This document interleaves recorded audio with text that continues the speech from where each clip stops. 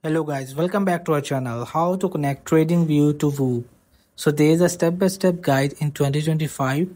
Make sure you will just have download a Whop app on your iOS device, or you will also logged in the web. So just tap for the app, and as you can see in the top left corner is your profile. Just tap and just tap for account settings. After, as you can see, there's an option connected accounts, so just tap for connect your social accounts to your profile. And after, as you can see, there's an option of TradingView, so just tap for plus. So from here you will just have to enter your TradingView username from your TradingView app.